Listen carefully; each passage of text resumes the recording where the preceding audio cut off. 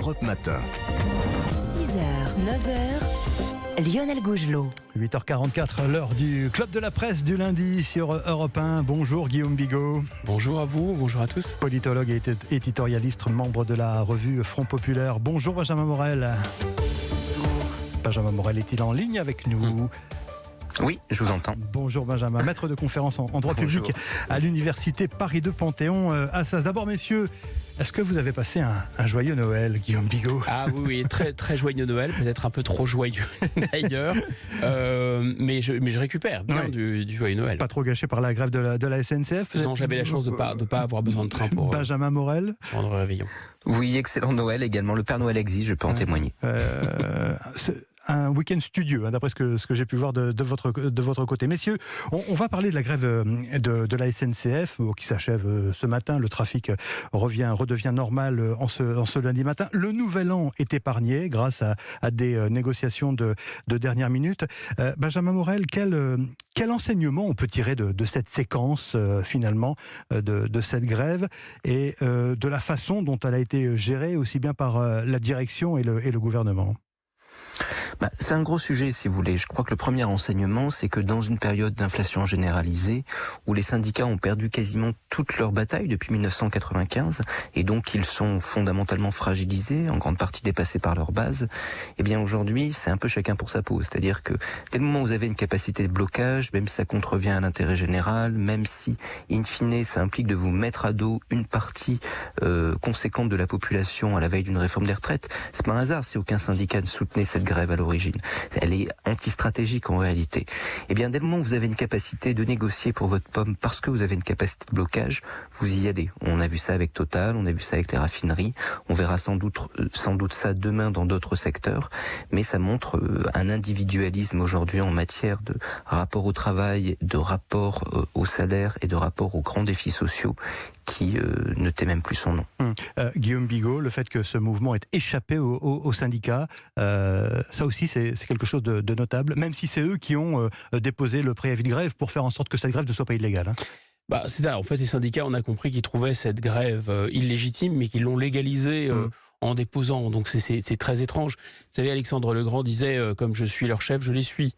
Voilà, parlant de ces cavaliers qui voulaient aller plus loin. Il y a vraiment deux mécanismes là-dedans. Il y a un mécanisme qui est, et Benjamin Morel y faisait allusion, qui est de plus long terme, c'est-à-dire le fait d'être dépassé par la base, par des syndicats qui sont historiquement peu représentatifs en France, mais qui ont perdu beaucoup de leur superbe avec la fin des grands récits de lutte des classes, etc. Et ça, on a vu ça apparaître dans les années 90 déjà. C'était des coordinations nationales, c'était des mouvements spontanés un peu comme les coordinations d'infirmières dans les années 90. D'infirmières. Sud est né comme ça d'ailleurs. Finalement, Sud, c'est une base spontanée qui est devenue un syndicat ensuite. Et ils sont tout le temps dépassés par quelque chose de plus spontané, de plus pur, c'est-à-dire de ne pas récupérer par une organisation qui est finalement une organisation notable. Deuxième chose, il y a le mécanisme des réseaux sociaux, avec la bulle de filtration, avec le fait que dans les réseaux sociaux, vous parlez à vos pairs, et il y a une sorte d'autisme naturel, et voire de jusqu'au boutisme qui est propre aux réseaux sociaux. Donc les deux mécanismes se mêlent. Ce qui est plus étonnant dans cette affaire, c'est quand même on est quand même, appelons ça, je ne sais pas si on appelle ça une séquence, parce que maintenant la communication a recouvert intégralement la politique et même la politique gouvernementale, mais on sort quand même de séquences assez tendues. C'était très étrange tout de même que le gouvernement n'ait pas eu une sorte de signal faible avec cette menace de grève dès le mois d'octobre qui a été déposée. Ne parlons même pas des syndicats, pas de la direction de la SNCF, mais au moins le gouvernement. Le gouvernement a été sourd et aveugle. Il s'est réveillé très tard. Oui, il a été en grande partie sourd et aveugle. Alors, il y a des raisons entre guillemets légitimes, il y a des raisons qui le sont moins.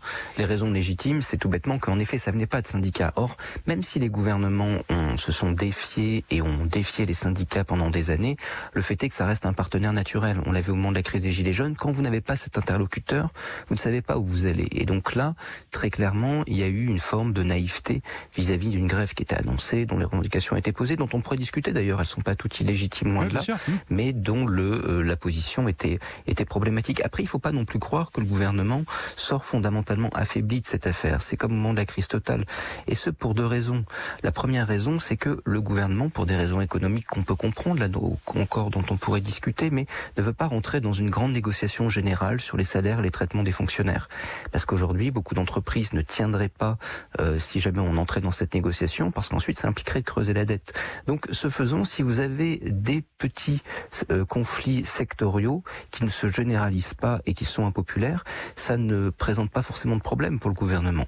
Le deuxième élément, ou en tout cas c'est un moindre mal largement.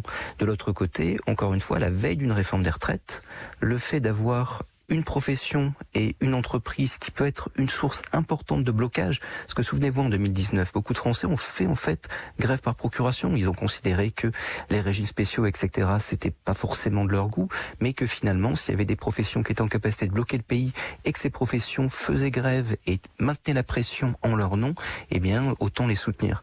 Ça, évidemment, c'est la hantise du gouvernement pour le premier semestre. Si ces professions commettent des erreurs stratégiques du point de vue de la communication, bah, ça ne peut que servir le gouvernement.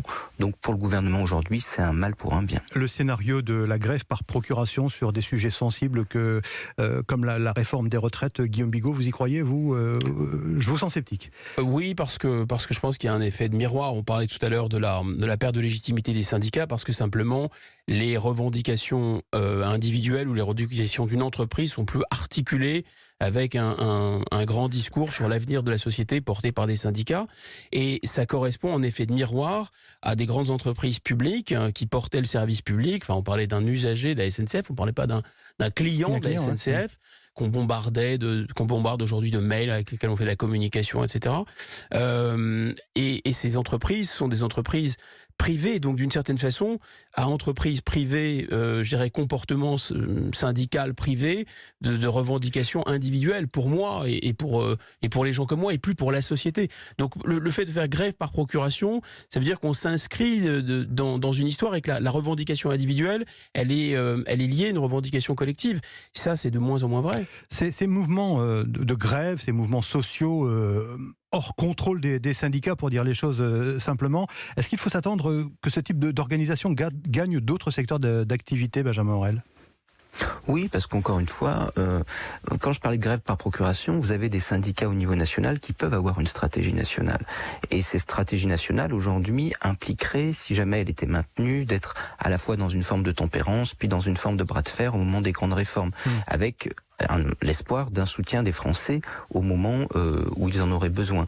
Dès le moment où vous avez des syndicats qui sont vus, y compris par une grande partie de leur base, comme étant dans une approche totalement irréaliste, parce qu'en incapacité de rentrer dans un bras de fer général.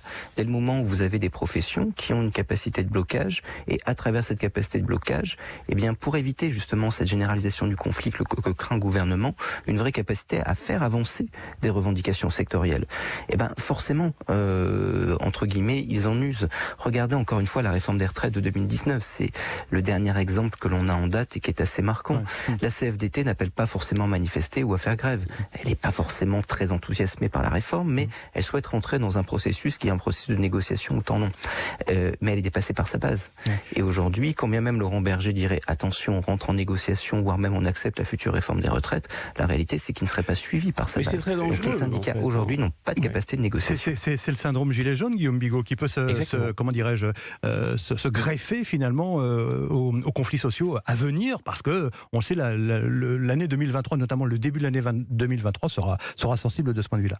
Les gilets jaunes sont des gens qui sont hyper individualisés, hyper archipélisés en quelque sorte, et finalement les réseaux sociaux vont servir à relier les points. Donc ils vont pouvoir articuler une action collective qui, d'une certaine façon, n'a pas de tête, et à partir du moment où une tête sort, elle va être très rapidement délégitimée. C'est ce qu'on a compris, c'est ce qu'on a vu. C'est pour ça que le mouvement est parti en déliquescence, parce qu'il y avait une phobie de la récupération politique. Mais précisément, la politique, c'est ça, c'est de passer de l'individuel, enfin de l'individuel au collectif, et c'est ça qui bloque d'une certaine façon. Et là, les syndicats, c'est fascinant ce qu'on voit. C'est un peu comme dans les médias. Alors, il y a encore des médias traditionnels, on est sur un média traditionnel, et puis il y a un phénomène de disruption, les réseaux sociaux, où l'émetteur, le récepteur, le journaliste et la personne qui reçoit sur la formation, c'est un peu les mêmes, mais chacun peut devenir tour à tour. Chacun se fait son information. Voilà. Et qu'est-ce que c'est un syndicat par rapport à Europe 1? C'est pareil, c'est une marque. Hein. Et donc ça va légitimer un message. Vous voyez ce que je veux dire? Donc là, il y a une information, et si elle part d'Europe 1, elle peut être vectorisée sur les réseaux sociaux.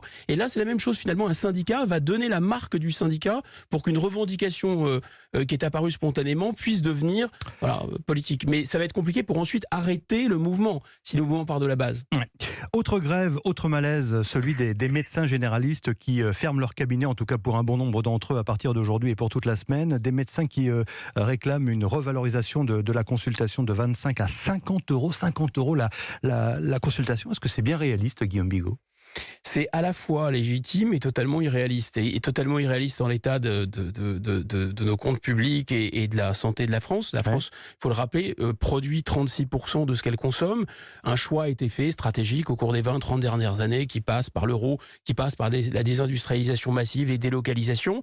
Tout ça s'est entremêlé et aboutit à une situation maintenant.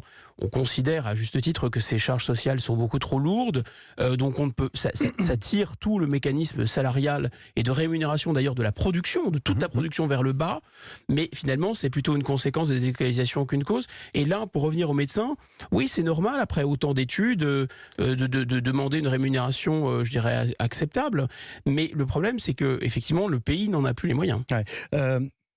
Benjamin Morel, ce mouvement des médecins, il est aussi révélateur d'un vrai malaise. Hein. Les jeunes générations de médecins se détournent de la médecine libérale de ville. Et c'est une angoisse aussi pour beaucoup de Français qui ne trouvent plus de médecins. Oui, bien sûr, c'est une angoisse. Et aujourd'hui, on est dans une situation qui fait que, on paye un certain nombre d'années de politique erratique, hein, avec d'un côté un numerus clausus, avec une fragilisation de la formation. C'est-à-dire que aujourd'hui, le grand problème, c'est pas tant qu'on n'ait pas beaucoup de médecins, c'est qu'on n'a pas les moyens même de les former. Il faudrait arriver à développer les facs de médecine, il faudrait développer le corps professoral en médecine. Tout ça va prendre énormément de temps. On a fait des erreurs et ces erreurs, on les paye. Mais ces erreurs, in fine, elles ne conduisent pas à améliorer la vie des médecins, c'est-à-dire qu'on n'est plus sur un élargissement de l'offre, et on en a besoin, mais pas forcément sur une revalorisation de cette profession médicale. Le problème, entre guillemets, il est double, c'est-à-dire que d'un côté, il y a la question des comptes sociaux qu'a bien exposé Guillaume Bigot, et aujourd'hui, on n'a pas les moyens, on n'a pas les possibilités, on n'a pas les marges de manœuvre, alors que l'argent coûte de plus en plus cher, et que les taux d'emprunt se renchérissent. Alors après, il se pose des questions macroéconomiques, mais en l'état, on peut pas. Et le deuxième élément, c'est que vous avez une perte du sens du métier. Ça rejoint d'ailleurs même la question de la SNCF. Et le métier de médecin, notamment de médecin de campagne, n'est plus une vocation. Retrouver le sens du métier, c'est quelque chose d'anthropologique et de culturel. Et ça, l'État, pour le coup, ne peut pas tout. Merci Benjamin Morel. Merci Guillaume Bigot d'avoir participé à ce club de la presse du lundi.